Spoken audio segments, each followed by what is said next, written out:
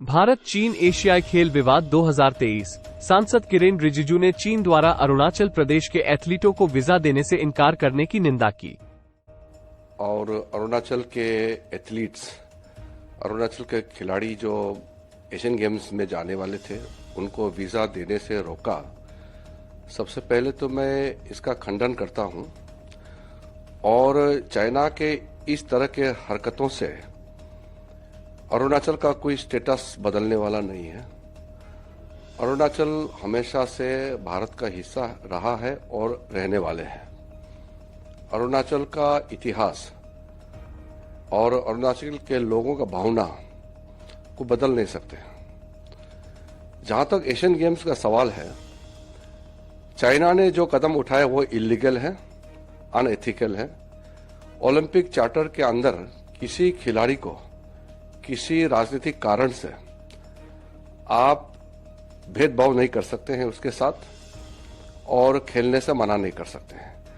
अरुणाचल के जितने भी खिलाड़ी थे सब अरुणाचल स्टेट से हैं, मगर इंडिया के लिए, भारत देश के लिए खेलने जाने वाले थे।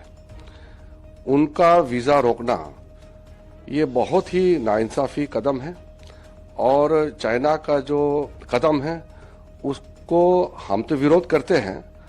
इंटरनेशनल ओलंपिक कमेटी को भी विरोध करना चाहिए, और इंटरनेशनल ओलंपिक कमेटी चुपचाप नहीं बैठना चाहिए, क्योंकि इस तरह का जो हरकतें हैं चाइना के, इससे और भी भविष्य में भी खिलाड़ियों के साथ नुकसान हो सकता है।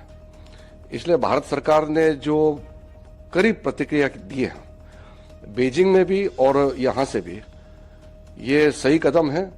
और इन प्रोटेस्ट भारत के खेल मंत्री का चाइना में एशियन गेम्स में जाने वाले थे, उसको अभी कैंसिल कर दिया है, रद्द कर दिया है, और कोई ऑफिशियल्स भी अभी एशियन गेम्स के लिए नहीं जाएंगे, चाइना नहीं जाएंगे। सर, इसको लेकर क्या आप प्रधानमंत्री से भी मिलेंगे क्या? नहीं, सबको मालूम है।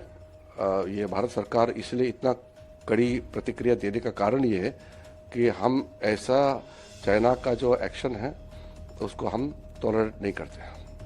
सर, भारत में भी कुछ लोग हैं चाइना के हमेशा हिमायत करते हैं, राहुल गांधी जी जैसे लोग, अब उनको आके आके बोलना चाहिए सबको। ये तो पूरा देश, भारत देश एकजुट है इसमें, और सबको कहना चाहिए कि चाइना का ऐसे जो कदम जो उठाया है, इसका हम कड़ी विरोध तो करता ही है, और भविष्य में इसका जवाब भी भारत सरकार सही समय में देगा।